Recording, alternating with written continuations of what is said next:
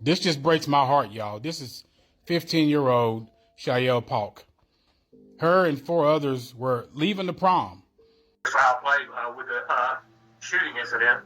There has been an arrest made of one 17-year-old male. Right where I'm standing is the 300 block of East Pine Street, where a 15-year-old girl was killed at a prom after party. I spoke with the chief of police, and he tells me that this area is a high crime area. GBI arrested and charged a 15-year-old for a shooting incident. The minor is accused of shooting 4 people and charged with 1 count of felony murder, 3 counts of aggravated assault, and a possession of a firearm during the commission of a felony. Upon our arrival, there's a large group of people, mostly running away from an area on Pine. Upon our investigation, we located a 15-year-old female that unfortunately was deceased. Chief of Police William Smallwood tells me that he gets frequent calls in the 300 block area of East Pine Street. I also asked the chief if he has a plan in place to help reduce crime, and he tells me a meeting will be held tomorrow to discuss. A 14-year-old and a 15-year-old male were also injured in this shooting, along with a 19-year-old female. They have since been released from the hospital. Several social media comments on our Facebook page show an outpouring of support for this family, prayers, and concern. Shael Polk's body will be sent to the crime lab in Macon on Wednesday for an autopsy. This happened at around 12:25 a.m. last night. This little beauty was taken to the hospital where she was later declared deceased from her injuries. They also said out of the 4 wounded other teens that were in the car, a 15-year-old boy was taken to the hospital in critical condition. I don't have his name yet.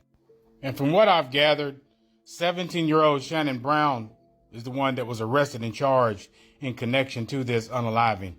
He's been charged with 1 count of felony unaliving, 3 counts of aggravated assault and possession of a firearm during the commission of a felony.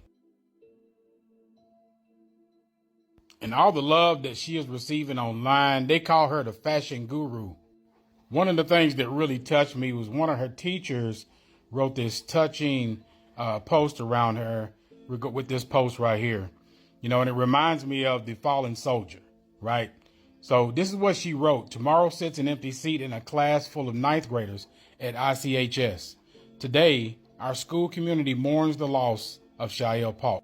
She brought joy and positivity to our classrooms, and her absence leaves a void in our hearts. Shael was an honor student, a basketball cheerleader, and a wonderful friend and student. It goes on to say, let's remember her for the laughter she brought, the friendships that she nurtured, and the kindness she showed to everyone she met. Our thoughts are with the family, friends, classmates, and teachers during this difficult time. And this teacher went on to write, and yes, Shael, I graded your quiz from Friday like I knew you would want, and of course, you aced it.